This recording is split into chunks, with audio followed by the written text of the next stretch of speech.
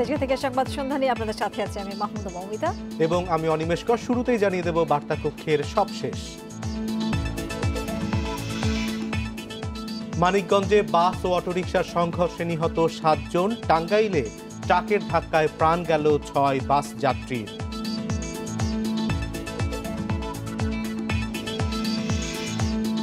করোনায় আরো 24 মৃত্যু, নতুন রোগে 2252। ন্যায্যতার ভিত্তিতে সবার জন্য সাশ্রয়ী দামে টিকা চান প্রধানমন্ত্রী।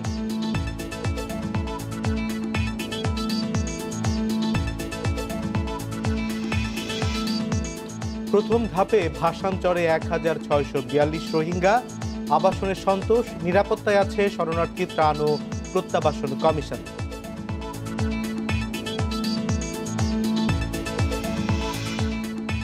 বঙ্গবন্ধু টি-20 কাপে বরিশালকে 48 রানে হারালো খুলনা। রাজশাহীকে 176 রানের টার্গেট ঢাকা।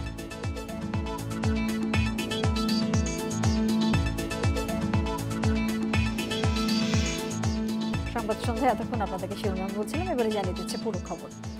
মানিকগঞ্জের দৌলতপুরে বাস এবং অটোরিকশার সংঘর্ষে একই পরিবারের 6 জন সহ 7 জন নিহত হয়েছেন। নিহতদের বাড়ি টাঙ্গাইলের নাগরপুর উপজেলার চাষাভাদ্রা গ্রামে। শুক্রবার দুপুরে মানিকগঞ্জ দৌলতপুর সড়কের মূলকান্দি এলাকায় এই দুর্ঘটনা ঘটে। নিহতদের মধ্যে 6 জন অটোরিকশার যাত্রী এবং চালক ছিলেন। দৌলতপুর থানার ভারপ্রাপ্ত কর্মকর্তা রেজাউল করিম জানিয়েছেন, অটোরিকশায় তারা দৌলতপুর থেকে মানিকগঞ্জে যাচ্ছিলেন। বেলা 2:45টার দিকে মূলকান্দি এলাকায় পৌঁছলে একটি বাসের সঙ্গে অটোরিকশাটির সংঘর্ষ হয়। এতে ঘটনাস্থলেই 7 জনের মৃত্যু হয়। নিহতরা হলেন হরেকৃষ্ণ বাদ্যকার, খুশি বাদ্যকার, গোবিন্দ বাদ্যকার, ববিতা বাদ্যকার, রাধে বাদ্যকার, রামপ্রসাদ বাদ্যকার এবং অটোরিকশার চালক জামাল শেখ।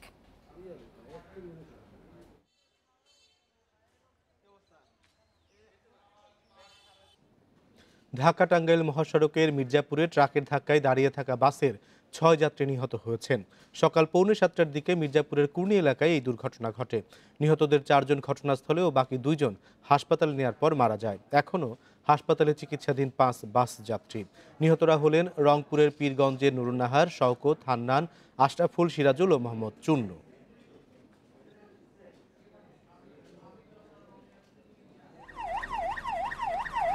রংপুর থেকে ছেড়ে আসা সেবা ক্লাসিক পরিবহনের যাত্রীবাহী একটি বাস সকালে মির্জাপুরের কুর্নি এলাকার কাছে বিকল হয়ে পড়ে। যান্ত্রিক ত্রুটি সরাতে বাসটিকে দাঁড় করানো হয় সড়কের পাশে। যাত্রীরা অনেকে বাস থেকে নেমে দাঁড়িয়েছিলেন। এরই মধ্যে হঠাৎ সবজিবাহী একটি ট্রাক বাসটিকে পেছন থেকে ধাক্কা দেয়। এতে ঘটনাস্থলে নিহত হন 4 বাস যাত্রী। যাত্রী নামে বাসের সামনে ওরকম যাত্রীগুলো দাঁড়িয়ে ছিল, ডাইনে বামে আবার আসিল আর পিছনেও আসিল। তো ওই দিক থেকে যে ট্রাকটা লোড ট্রাক, এই ট্রাকটা এসে মনে করেন পিছন পাশে ধাক্কা মারছে। হঠাৎ করে একটা শব্দ হয়, শব্দ হওয়ার পরে আমি দৌড়ায় বাইরে আসার পরে দেখি যে একটা ট্রাক এবং বাস আমার বাসার ভিতরে ঢুকে আছে। তারপরে আমি যাই বাসার দিকে না তাকায় চেষ্টা করছি অনেকজন যারা নিচে ছিল ওগুলো ওঠানোর জন্য। তারপরে আমি 999-এ কল দিছি। আহতদেরকে উদ্ধার করে হাসপাতালে পাঠিয়েছি, বর্তমানে তারা চিকিৎসাধীন আছে। এই যাতে বাস এবং ট্রাক আমাদের হেফাজতে নেওয়া হয়েছে, আইনগত ব্যবস্থা প্রক্রিয়াধীন। আহতদের কুমুদিনী হাসপাতালে ভর্তি করা হয়েছে।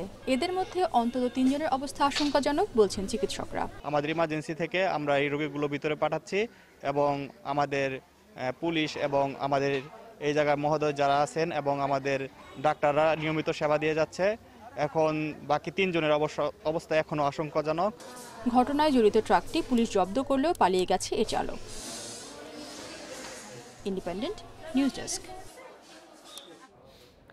দেশে করোনায় আরও 24 জনের মৃত্যু হয়েছে, এর মধ্যে পুরুষ 20 এবং নারী 4 জন। এ নিয়ে দেশে করোনায় মোট প্রাণহানি 6,772 জনের। সারা দেশে 118টি ল্যাবে 15,430 নমুনা পরীক্ষায় একদিনে করোনা শনাক্ত হয়েছে 2,252 জনের। পরীক্ষা বিবেচনায় শনাক্তের হার 14.59%। শুক্রবার স্বাস্থ্য অধিদপ্তরের বিজ্ঞপ্তিতে জানানো হয়েছে, নতুন শনাক্ত সহ দেশে মোট করোনা আক্রান্তের সংখ্যা দাঁড়িয়েছে 4,73,991 জনে। সুস্থ হয়েছেন আরও 2,572 জন। এ নিয়ে মোট সুস্থ 3,90,951 করোনা রোগী।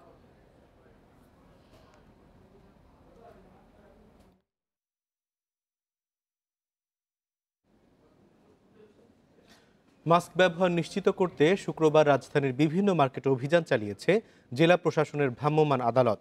বিপণী বিতানে ক্রেতাদের মধ্যে সচেতনতা দেখা গেলেও বিক্রেতাদের মধ্যে দেখা গেছে মাস্ক পরা নিয়ে অনীহা। রাজধানীর ইস্টার্ন মল্লিকা মার্কেটে মাস্ক না পরায় বিক্রেতাদের ১,০০০ টাকা করে জরিমানা করেছে ভ্রাম্যমাণ আদালত। মার্কেটের পাশাপাশি বিভিন্ন এলাকাতেও ছিল অভিযান। মাস্ক না পরার জন্য তারা দিচ্ছে নানা অজুহাত। নির্বাহী ম্যাজিস্ট্রেট জানান, সরকারের কঠোর অবস্থানের পর মাস্ক পরার প্রবণতা কিছুটা বেড়েছে। করোনার দ্বিতীয় ঢেউ ঠেকাতে সরকারি নির্দেশনা অনুযায়ী প্রশাসন প্রয়োজনে আরও কঠোর হবে বলেও জানান নির্বাহী ম্যাজিস্ট্রেট।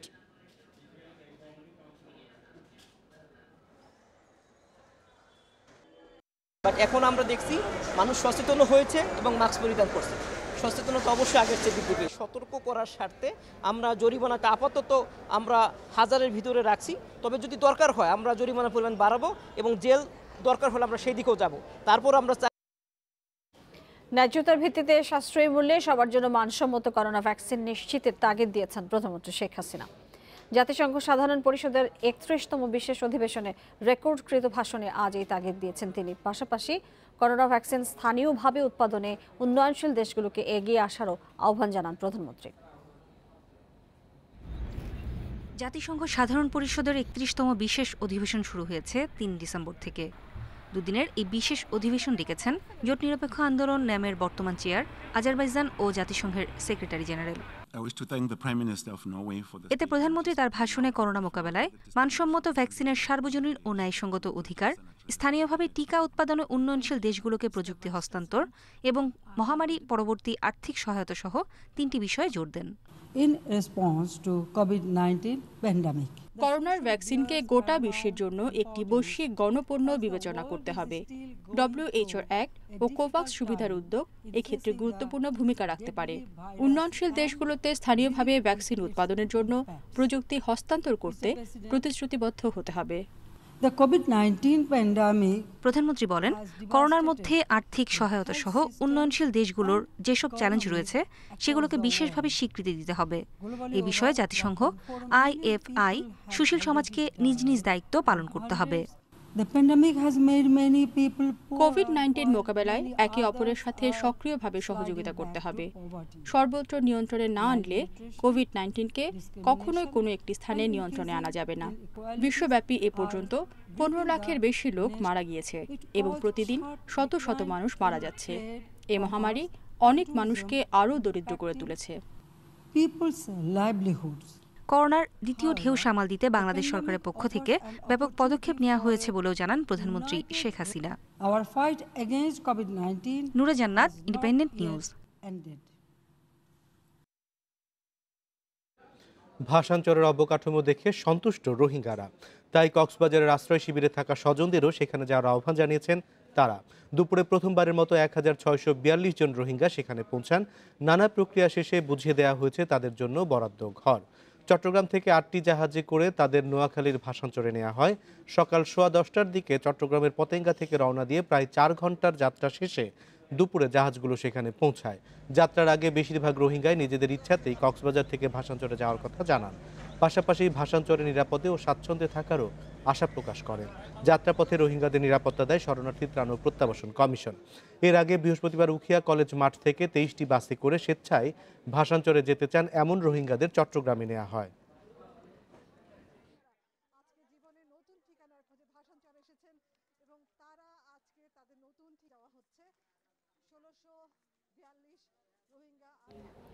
মুন্সিগঞ্জের মাওয়া প্রান্তে পদ্মা সেতুর 40তম স্প্যানটি বসানো হয়েছে।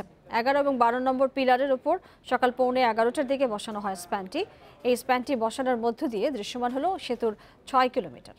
এখন সেতুর মাত্র আর একটি স্প্যান বাকি রয়েছে। এ মাসে 41তম স্প্যানটি বসানোর মধ্য দিয়ে স্প্যান বসানোর কাজ শেষ হওয়ার কথা রয়েছে। 39তম স্প্যান বসানোর 7 দিনের মাথায় এবার বসানো হলো 40তম স্প্যানটি। পদ্মা সেতুর নির্মাণ কাজ শুরু হয়েছিল 2014 সালে, আর 2017 সালের ডিসেম্বর মাসে বসানো হয় প্রথম স্প্যান। এরপর ধাপে ধাপে 39টি স্প্যান বসানো হয়েছে। সেতুর মোট পিলার 42টি এবং এতে স্প্যান বসবে 41টি। 6.15 কিলোমিটার দীর্ঘ এই বহুমুখী সেতুর মূল আকৃতি হবে দোতলা। কংক্রিট এবং স্টিল দিয়ে নির্মিত হচ্ছে পদ্মা সেতু। সেতুর ওপরের অংশে যানবাহন এবং নিচ দিয়ে চলবে ট্রেন।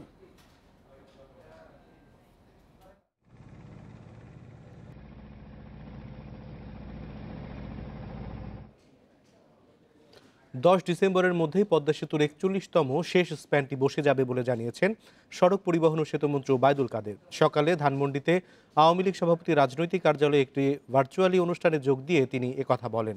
কাদের বলেন, সরকারকে কোণঠাসা করতে একটি রাজনৈতিক দল ধর্মীয় অপব্যাখ্যা করে দেশে অস্থিরতা সৃষ্টির পায়তারা করছে। সরকার পাল্টা জবাব দিতে প্রস্তুত। তিনি আরও বলেন, পৃথিবীর অনেক দেশের মতো বাংলাদেশেও করোনার দ্বিতীয় ঢেউ শুরু হয়েছে। আক্রান্ত প্রাণহানির সংখ্যা ক্রমেই বেড়ে চলেছে। জানুয়ারি মাসেই দেশে করোনার ভ্যাকসিন পৌঁছে যাবে আশা করছেন তিনি। ওবায়দুল কাদের বলেন, ভ্যাকসিন আসার আগ পর্যন্ত সবাইকে স্বাস্থ্যবিধি কঠোরভাবে মেনে চলতে হবে। পর্যটন এলাকাকে সুরক্ষিত রাখতেই রোহিঙ্গাদের ভাষাঞ্চলে স্থানান্তর করা হয়েছে জানিয়ে ওবায়দুল কাদের বলেন, প্রশংসা ছাড়া আন্তর্জাতিক সম্প্রদায় এখনো কোনো উদ্যোগ নেয়নি। সামাজিক ধর্মীয় কিছু আন্দোলনে উস্কানি দিয়ে যাচ্ছে সরকারকে আজকে কোণঠাসা করার জন্য।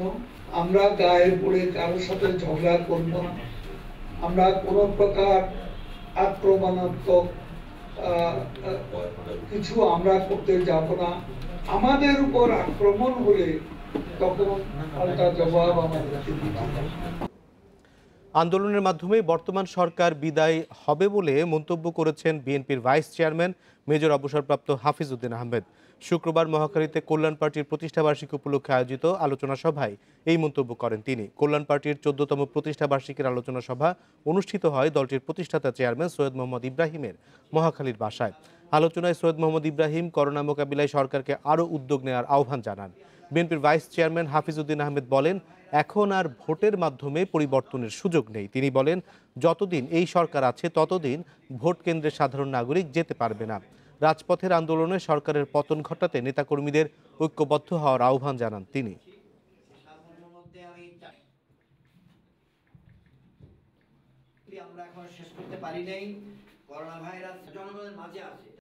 কল্যাণ পার্টির সকল নেতাকর্মীদেরকে সঙ্গে নিয়ে এবং অন্যান্য যারা দেশপ্রেমিক রাজনৈতিক দলসমূহ আছে, আমরা ঐক্যবদ্ধভাবে একই ছাতার নিচে একই প্ল্যাটফর্মে গণতন্ত্রের জন্য ঐক্যবদ্ধ হব এবং রাজপথের সংগ্রামের মাধ্যমে বর্তমানের এই অগণতান্ত্রিক সরকারকে ক্ষমতা থেকে অপসারণ করতে আমরা সক্ষম হব ইনশাআল্লাহ। প্রিন্স মোল্লা ওরফে শাওন আহমেদ প্রিন্স প্রধানমন্ত্রীর তহবিল থেকে ঋণ পাইয়ে দেয়া, পুলিশ সহ নানা বাহিনী এবং মন্ত্রণালয়ের চাকরি বদলি, পদায়ন থেকে শুরু করে জমি কিংবা পাওনা টাকা আদায়ের কথা বলেও করেছেন অর্থ আত্মসাৎ। আর এই কাজ করেছেন প্রধানমন্ত্রীর রাজনৈতিক উপদেষ্টার বিশেষ সহকারী এবং মাগুরার প্রভাবশালী এক নেতার স্বজন পরিচয় দিয়ে। এভাবেই 12 বছরে কয়েকশো ব্যক্তির কাছ থেকে হাতিয়ে নিয়েছেন কোটি কোটি টাকা। সাভারের ফার্মেসি ব্যবসায়ী প্রাণগোপাল করোনায় প্রধানমন্ত্রী তহবিল থেকে ক্ষুদ্র ঋণের ঘোষণা এলে আগ্রহী হন তিনি। এ সময় প্রধানমন্ত্রীর রাজনৈতিক উপদেষ্টার বিশেষ সহকারী পরিচয়ে 50 লাখ টাকা ঋণ পাইয়ে দেওয়ার কথা বলে 2,70,000 টাকা হাতিয়ে নেন প্রিন্স। আমি 2,70,000 টাকা দিছি ওনাকে। তারপরে দীর্ঘদিন ফোন করে আমাকে হুমকি দেখায়, পুলিশই দেখায়, অনেক কিছু হুমকি দেয়। তারপরে একসময় দেখে সে উধাও হয়ে গেছে। একই প্রলোভনে সাভারের নবীনগর থেকে 50-এরও বেশি ব্যক্তির কাছ থেকে নিয়েছেন প্রায় কোটি টাকা।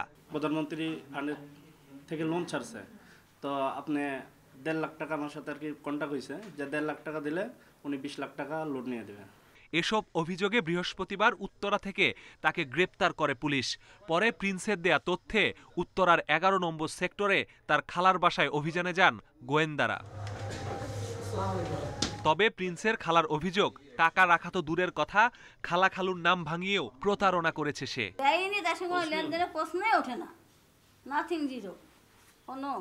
প্রিন্স নিজে জানাচ্ছেন 2008 সালে এ কাজে তার হাতেখড়ি ভগ্নিপতি নজরুলের কাছ থেকে।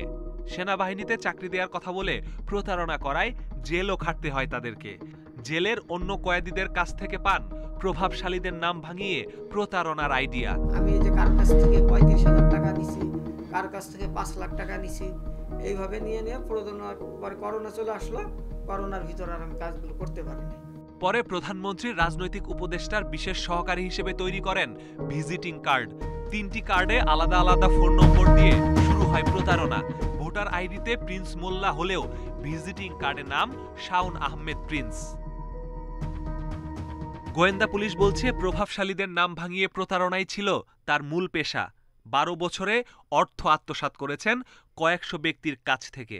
সে আমাদের কাছে দাবি করে যাচ্ছে যে একজনকে এই কাজগুলো করে দেওয়ার জন্য 95 লক্ষ টাকা দিয়েছে, আরেকজনকে দিয়েছে 16 লক্ষ টাকা, আরও কিছু মানুষকে বিভিন্ন অঙ্কে টাকা দিয়েছে, নিজেও অনেক অংশ টাকা সে জমা রেখেছে এবং খরচ করে ফেলেছে। তাতে মনে হয় এগুলো লক্ষ কোটি কোটি টাকারই একটা ট্রানজ্যাকশন ছিল।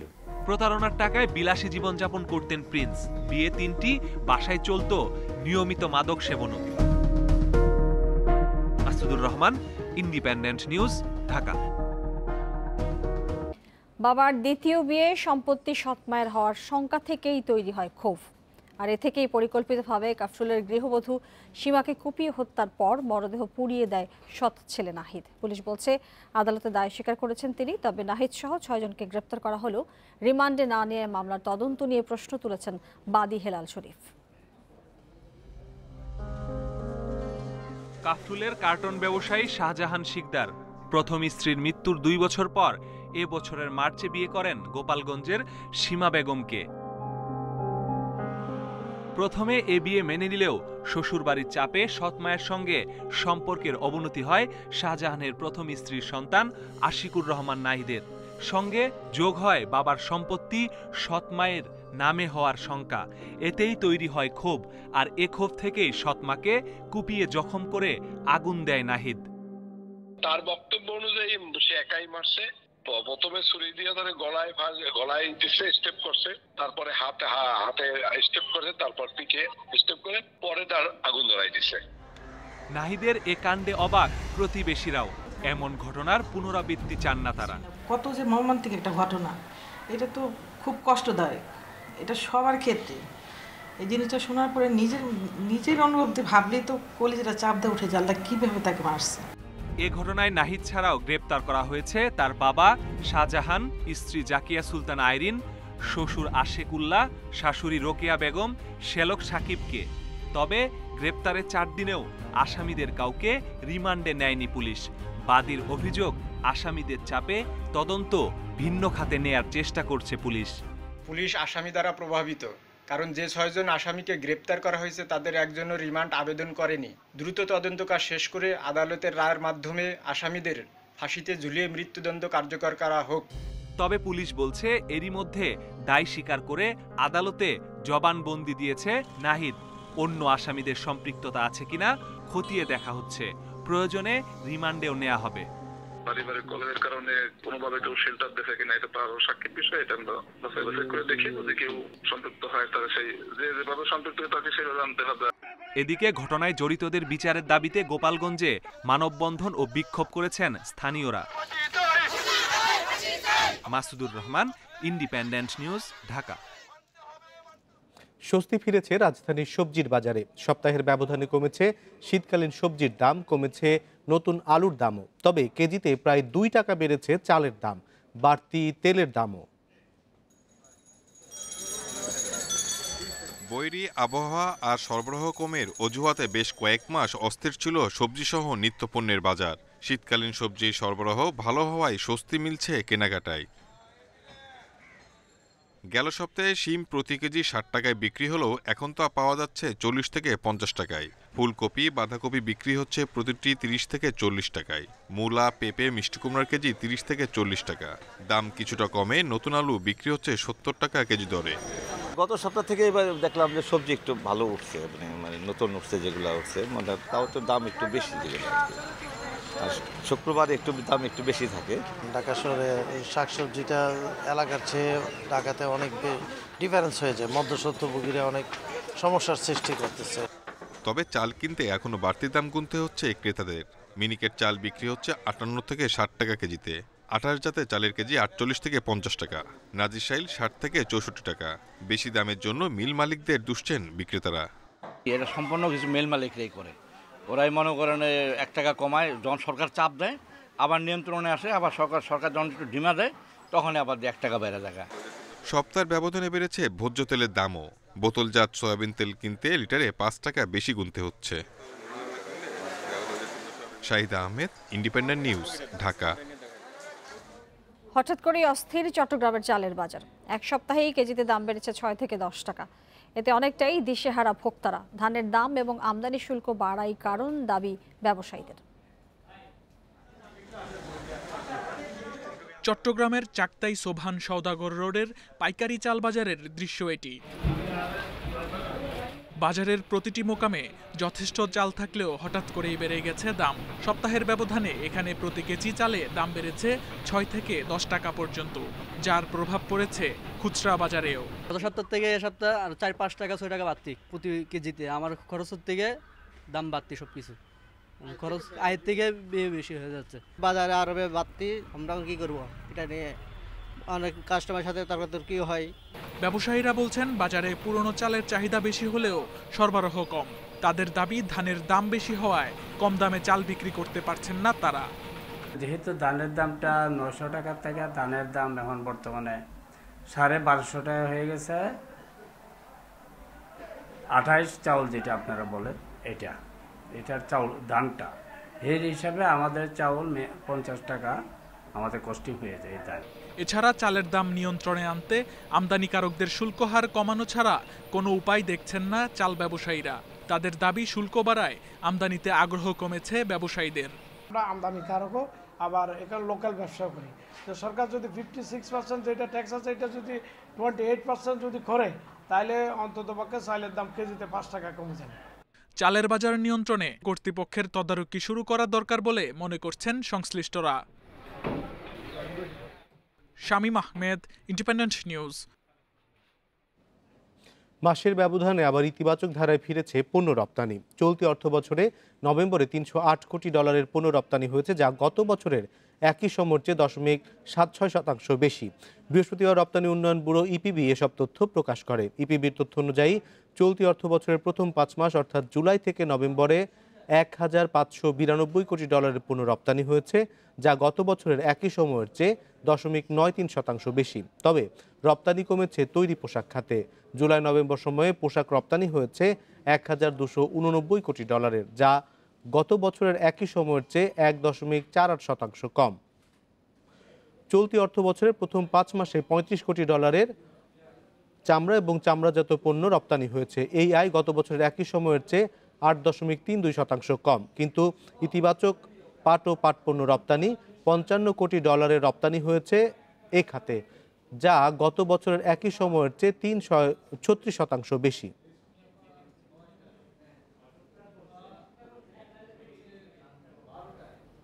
দ্বিতীয় দফার সংক্রমণ শুরুর পর একদিনে যুক্তরাষ্ট্রে সর্বোচ্চ 2918 জনের মৃত্যু রেকর্ড হয়েছে।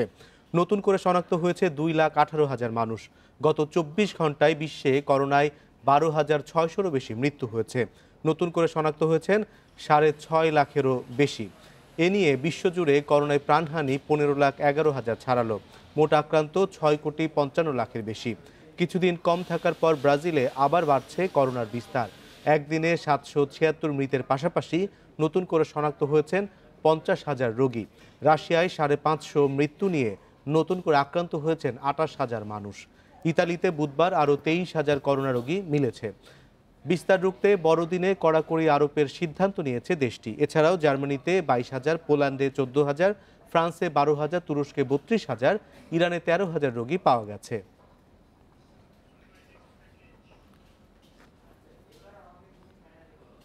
বঙ্গবন্ধু টি-20 কাপে দ্বিতীয় পর্বের শুরুতে বড় জয় পেয়েছে জেমকন খুলনা।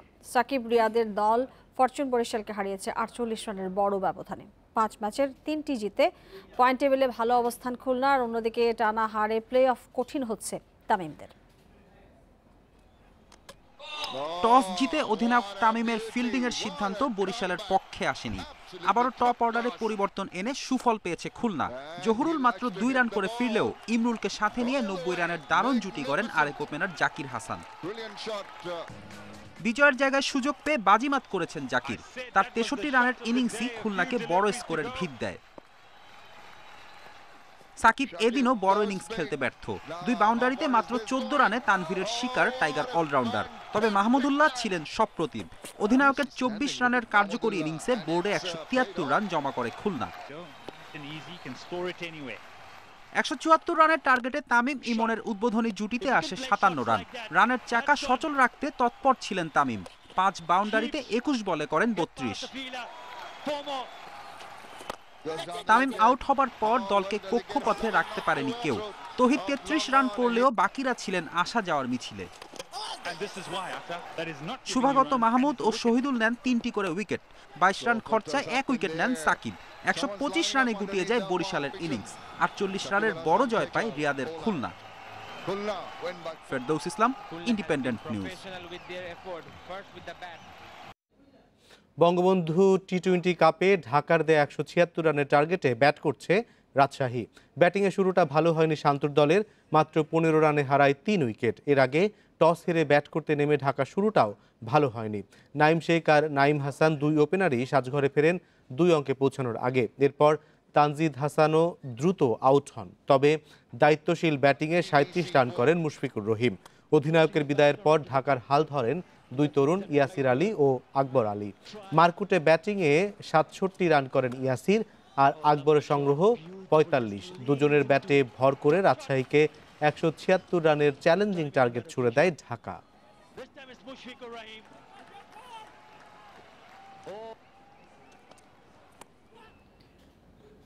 র্যাঙ্কিং পার্থক্য শক্তিমত্তার বিচারে অনেক এগিয়ে কাতার। তার উপর খেলা তাদের মাঠে, হারানোর কিছু নেই। আর তাই বিশ্বকাপ বাছাইয়ের বড় ম্যাচের আগে উপভোগের মন্ত্রে শিশুদের উজ্জীবিত রাখছেন হেড কোচ জেমিডে।